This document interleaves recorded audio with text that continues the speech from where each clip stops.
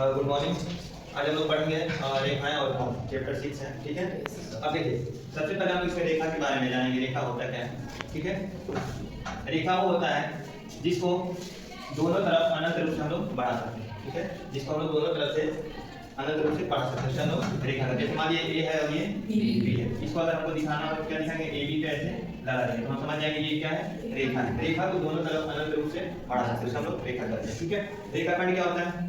ऐसा रेखा जिसका दो अंत बिंदु होता है, दो अंत बिंदु होता है, यानी उसका फिक्स पॉइंट है, इसको आगे पीछे हम लोग नहीं बढ़ा सकते। ये क्या होता है? रेखा होता है। ऐसे दिखा रहे हैं, जैसे यहाँ पे इसको दिखाना तो AB को ऐसे बना दें तो समझेंगे ये भी एक रेखाखंड है। ठीक है, किरण क्या होता है?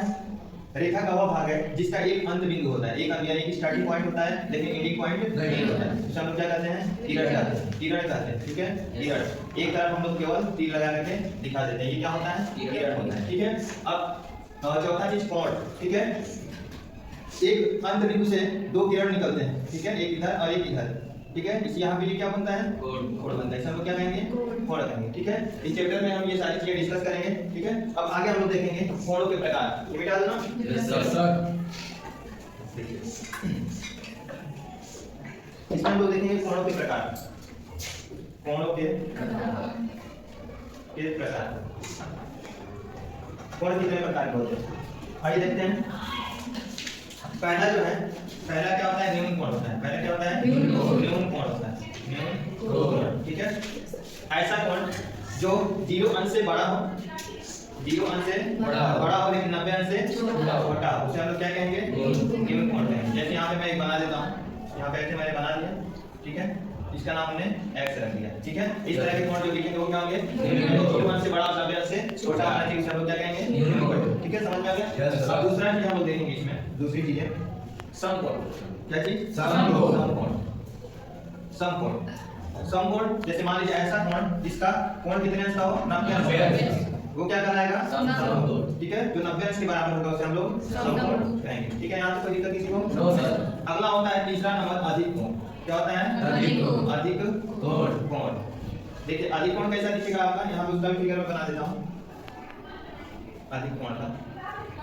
यहाँ पे मैं मान लेता हूँ ये z। ठीक है, z। तो अधिक कोण क्या होगा? 90 अंश से बड़ा होना चाहिए लेकिन 180 अंश से छोटा होना चाहिए, उसे हम लोग क्या कहेंगे?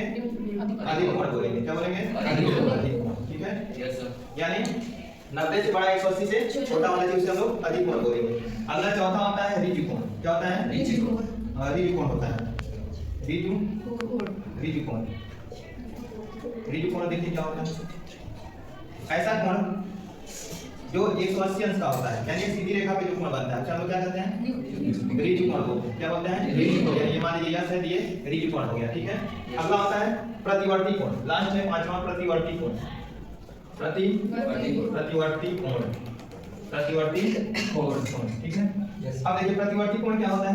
यहाँ पे ध्यान दें, ये वाला कोण है।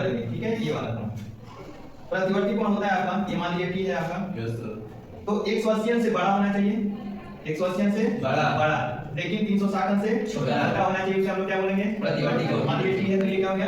180 से बड़ा होना चाहिए और 360 अंश से छोटा होना चाहिए, उसे हम लोग क्या बोलते हैं? प्रतिवर्ती कोण। ठीक है, कोई दिक्कत किसी को? No sir. अब देखेंगे हम लोग पूरक कोण क्या होता है। ठीक है, पूरक कोण। ठीक है, पूरक कोण क्या होता है ये देखेंगे। जब दो कोणों का योग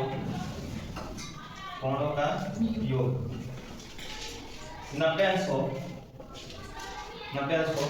तो उसे पूरक कोण कहते हैं। पूरक कोण कहते हैं। ठीक है, कोण कहते हैं। यहाँ तक कोई दिक्कत? अगला है संपूरक कोण। सम मिल जाएगा इसमें। संपूरक कोण। संपूरक कोण क्या होता है?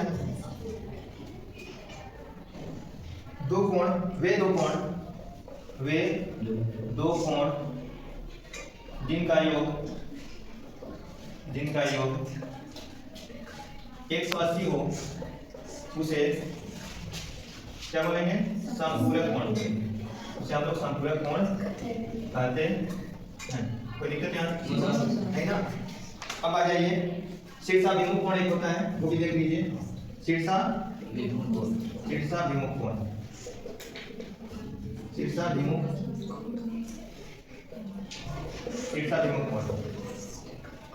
अब समझिए शीर्षा विमुख कोण जैसे मान लीजिए इस टाइप का बना हो, ठीक है, तो इसके ये वाला अगर 30 अंश है, ये शीर्ष से बना है, ये जितने अंश का होगा वो भी इतने अंश का होगा, इसी को हम लोग शीर्षा विमुख कोण, जहाँ पे डमरू जैसा आकृति बना होगा वो अगल बगल वाला को ये वाला और ये वाला, ये शीर्षा विमुख कोण। अगर मान लीजिए ये जितने अंश का है ये भी उतने अंश का होगा, ये क्या होता है? शीर्षा विमुख कोण होता है। अगला एक होता है रैखिक युग्म। रैखिक युग्म, रैखिक युग्म मतलब होता है एक रेखा पर बनने वाले कोण। अगर एक रेखा पर बनेंगे कोण जिनका योग कितना हो 180 अंश हो तो हम लोग रैखिक युग्म बोलेंगे या सरल रेखा बोलेंगे, यानी ऋजु कोण क्या इसको बताते हैं? ऋजु कोण बताते हैं, ठीक है। तो ये चीज हो गया। अब आइए एक्सरसाइज में हम लोग आते हैं, देखेंगे एक्सरसाइज 6.1 का क्वेश्चन नंबर पहला है। अभी मैंने बेसिक इसके बारे में बता दिया, अब एक्सरसाइज हम लोग कर रहे हैं, ठीक है। आखिर 6.13 में रेखाएं AB और CD, ठीक है, बिंदु O पर प्रतिच्छेद करती हैं, ठीक है। AB ये है और CD बिंदु O पर प्रतिच्छेद करे, प्रतिच्छेद का मतलब कट कर रही है, ठीक है। यानी AOC और BOE, AOC ये वाला कोण और BOE ये वाला, ये दोनों दो कोण जोड़ने पर उनका योग कितने अंश का है? 70 अंश। और BOD देखिए कहां पे है? BOD ये वाला कोण, ये कितने अंश का है? 40 अंश है। तो BOE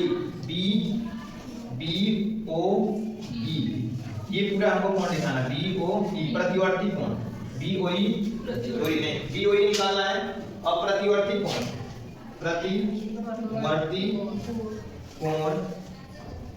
COE, प्रतिवर्ती कोण COE, आइए यहाँ पे COE ये वाला पूरा कोण हमको दिखाना है, ठीक है। COE निकालना है, कोई दिक्कत? अब आ जाइए करते हैं हम लोग आगे यहाँ से। अब यहाँ पे BOD और AOC आपस में बराबर होंगे। BOD का मान कितना है? 40 अंश है ना। तो यहाँ पे देखिए कि BOD और AOC आपस में बराबर होंगे। क्यों बराबर होंगे? शीर्षा विमुख कोण के कारण। यहाँ पे हम लोग लिख देंगे कोण BOD बराबर कोण AOC, कितने अंश? 40 अंश है ना। तो AOC का भी मान कितने अंश का हो जाएगा? 40 अंश हो जाएगा। कोई दिक्कत नहीं आ रही किसी को? अब यहाँ इसका मान 40 अंश आ गया। अभी क्वेश्चन में क्या दिया कि AOC यानी इसका AOC और BOE इसका योग कितने अंश का है? 70 अंश। यहाँ पे वही चीज लिखेंगे AOC प्लस कोण BOE का मान कितने अंश का है? 70, ठीक है। अब AOC का मान अभी हमने कितना निकाला है? 40 अंश। यहाँ पे हम क्या रखेंगे? 40 प्लस कोण BOE बराबर 70। 40 को उधर भेज देंगे तो BOE बराबर हो जाएगा 70 माइनस 40, कितना अंश बचेगा? 30। तो BOE का मान कितना अंश का आ गया? ये हमको निकालना था, BOE निकल गया। इसका मान कितना अंश का आ गया? 30 अंश का आ गया, ठीक है। 30 अंश आ गया। यहाँ पे किसी को कोई दिक्कत नहीं है? अब देखिए हमको COE का मान चाहिए, तो अभी हमको ये वाला कोण भी पता करना होगा। क्यों? ये वाला कोण भी पता करना होगा, है ना। अगर यहाँ पे देखेंगे कि COD एक रेखा अगर मान लेते हैं, आप लिखेंगे COD एक रेखा है और एक रेखा पर कितने से कोण बनते हैं? 180 अंश। ये और ये जोड़ देंगे तो 180 अंश के बराबर हो जाएगा। तो इसका मान निकल जाएगा। क्यों? AOD का मान है कि नहीं। तो हम लोग क्या करेंगे? कोण AOC